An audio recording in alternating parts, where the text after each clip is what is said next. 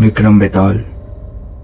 राजा विक्रम ने अपनी जिंदगी में कई युद्ध जीते थे, लेकिन उसे जरा भी अंदाजा नहीं था कि बहुत जल्द एक ऐसी चीज उसका पीछा करेगी जिसे ना उसकी तलवार रोक सकती है और ना ही उसकी सेना।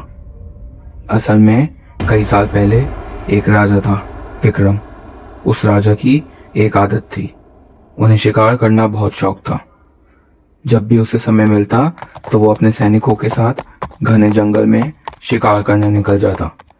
लेकिन फिर एक दिन उसने अपने वजीर को बुलाया और बोला कि शिकार पे जाने की तैयारी करो, हमें पूर्वी जंगल में जाना है। वजीर एक सेकंड के लिए रुका और बोला कि महाराज, पूर्वी जंगल, उस जंगल में लोग कहते हैं अजीब घटनाएं होती हैं, वो जंगल श्रापित है। पर राजा विक्रम बोला कि मैं नहीं मानता इन भूतों और अफवाहों में। कुछ देर बाद राजा और उसके सैनिक घोड़े पर सवार होकर जंगल की तरफ निकल गए। दिन का वक्त था, हवा हल्की चल रही थी। राजा विक्रम ने कई घंटों तक शिकार किया, लेकिन तभी उस राजा ने एक हिरन देखा जो कुछ अजीब सा था। उसका रंग पूरी तरीके से सफेद था और उसकी आंखें लाल चमक रही थी। और सबसे अजीब बात, वो राजा को देखकर भागा नहीं, बस वहीं खड़ा रहा, जैसे किसी चीज का इंतजार कर रहा हो। राजा ने धीरे से धनुष उठाया, लेकिन जैसे ही उसने तीर छोड़ा, वो हिरन जंगल के अंदर भाग गया। राजा अपनी सेना और घोड़ा छोड़कर उस हिरन के पीछे भागने लगा। सैनिकों ने पीछे से चिल्लाया कि महाराज, अंदर मत जाइए, पर तब तक बहुत देर हो चुकी थी। राजा उस हिरन के पीछे पीछे जा रहा था, लेकिन तभी उसे रियलाइज हुआ कि वो अंधेरे जंगल में खो चुका है और उसके आसपास सिर्फ अंधेरा है। तभी उसे पीछे से एक आवाज आई, जैसे एक हिरन की आवाज हो। वो पीछे मुड़ा और उसने देखा कि विशाल बरगद के पेड़ के नीचे वही हिरन खड़ा है। राजा विक्रम ने धनुष उठाया, लेकिन जैसे ही उसने तीर छोड़ा, वो हिरन एकदम से हवा में गायब हो गया। राजा को कुछ समझ नहीं आया, ये क्या हो रहा है। उसने देखा कि मौसम खराब होने लगा है। वो उसी पेड़ के नीचे जाकर खड़ा हो गया। बरगद के सबसे ऊपर वाली शाखा पर कोई लटका हुआ था। तभी वो एकदम से राजा के सामने आ गया। उसके लंबे बिखरे बाल और काला सूखा हुआ नीला शरीर था और दो लाल चमकती हुई आंखें। सिर पर दो सींग थे। राजा का दिल जोर से धड़कने लगा। तभी वो एकदम से गायब हो गया।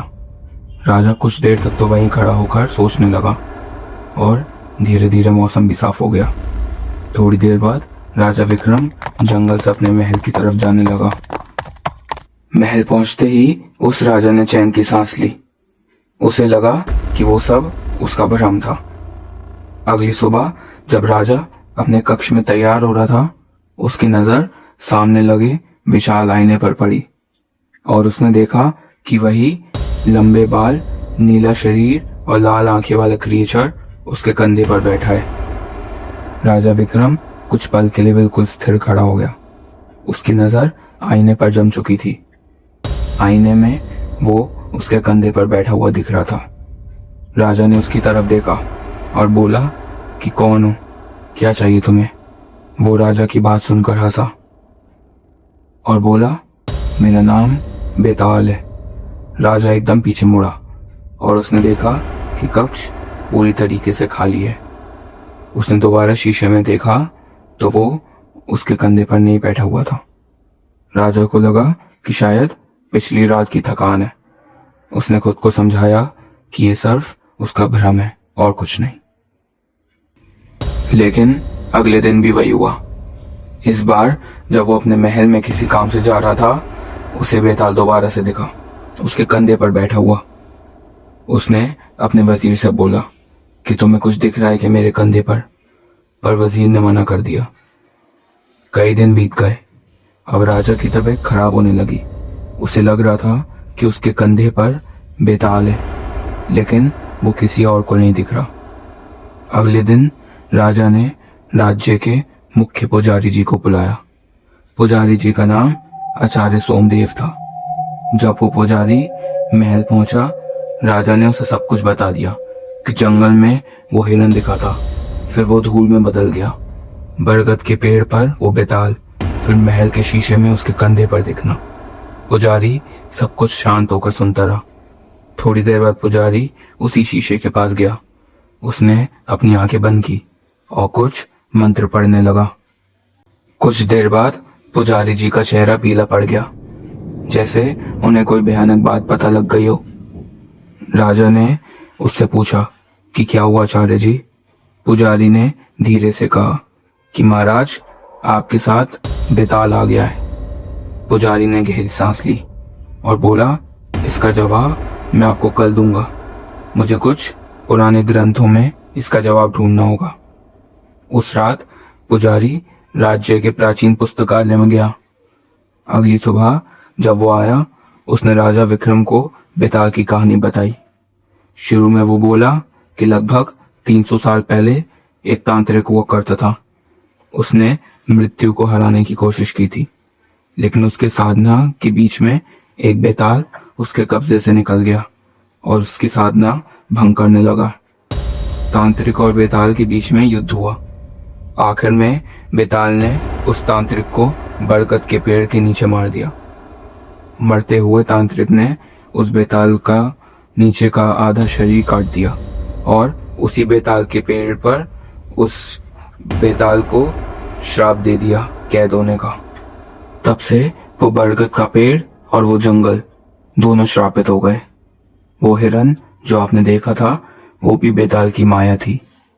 जब आप उस पेड़ के नीचे बैठे थे तो बेताल को श्राप से आजादी पाने का एक मौका मिल गया, इसलिए वो आपके साथ इस महल में आ गया। अगर उस बेताल को मुक्त नहीं किया गया तो वो आपको उस पेड़ पर कैद कर देगा अपनी जगह और खुद मुक्त हो जाएगा। राजा ने पुजारी की बात सुनी और बोला कि मुझे क्या करना चाहिए। पुजारी ने कुछ सेकंड के लिए सोचा और बोला कि राजन, आपको उस बेताल को श्राप से आजाद करना पड़ेगा। राजा ध्यान से उसकी बातें सुन रहा था।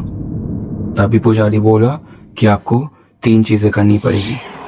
पहली, उस जंगल में अकेले जाइए और एक जानवर की बलि दीजिए उस बेताल को खुश करने के लिए। दूसरा, जो बेताल का आधा शरीर जमीन के नीचे गड़ा है उसे वहां से निकालिए। और तीसरा, उस पेड़ को आग लगाइए। राजा ने उस पुजारी की बात सुनी और फिर वो उसी रात अकेले घोड़े से जंगल की ओर निकल गया। जंगल पहुंचने के बाद उस राजा ने धनुष उठाकर सबसे पहले अपने घोड़े को मारा ताकि वो उसकी बलि दे सके बेताल को। फिर उसे याद आया दूसरी चीज जो पुजारी ने कहा था।